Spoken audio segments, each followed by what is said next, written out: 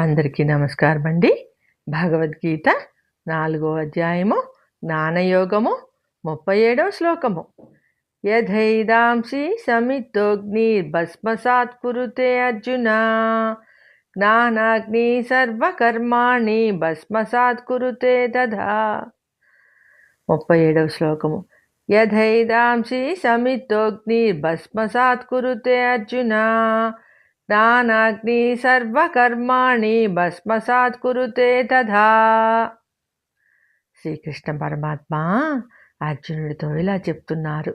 అర్జున, బాగుగా మండుతున్న అగ్ని తనలో వేసిన కట్టెలను ఏ విధంగా భస్మం చేస్తుందో అలాగే జ్ఞానము అనే అగ్ని సర్వకర్మలను భస్మం చేస్తుంది.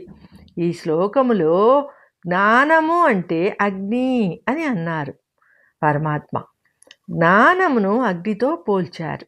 అగ్ని ఎలా అయితే కట్టెలను కాల్చి బూడిద చేస్తుందో అలాగే జ్ఞానము కూడా కర్మలను కాలుస్తుంది అని అన్నారు. ఇంతకుముందు మనము చేసిన పాపములు ఎలా నాశనమవుతాయో చెప్పబడింది. ఇప్పుడు ఈ జన్మలో మనము చేసిన కర్మలు ఎలా నాశనం అవుతాయో చెప్తున్నారు పరమాత్మ. మనము దుఃఖంలో ఉన్నాము. ఆ దుఃఖము పోవాలంటే జన్మ రాకూడదు. జన్మ రాకూడదు అంటే కర్మబంధనములు ఉండకూడదు. కర్మబంధనములు ఉండకూడదు అంటే జ్ఞానము కలగాలి. ఆ జ్ఞానము అనే అగ్నిలో వేసి కర్మబంధనములను కాల్చివేయవచ్చు. ఆ అగ్ని కూడా ఎటువంటిది అంటే సమితోగ్ని, అంటే బాగా మండుచున్న అగ్ని, అంటే నివురు కప్పిన నిప్పు కాదు. జ్ఞానము కూడా మానవునిలో ఆ మాదిరి ప్రజ్వరిల్లుతూ ఉండాలి. ఇంకొక పదం కూడా వాడారు పరమాత్మ, సర్వకర్మాణి అని. సకల కర్మలు, ఆ కర్మల వలన కలిగిన బంధనములు, అంటే మానవుడు ఎటువంటి కర్మ చేసినా సరే ఆ కర్మల వలన కలిగే బంధనములను జ్ఞానము తొలగిస్తుంది. జ్ఞానము అంటే ఏమిటి? ఆత్మతత్వమును తెలుసుకోవడము.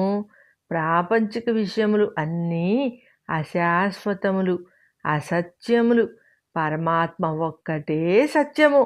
ఆ పరమాత్మ అందరి హృదయాలలో ఆత్మస్వరూపుడుగా వెలుగుతున్నాడు.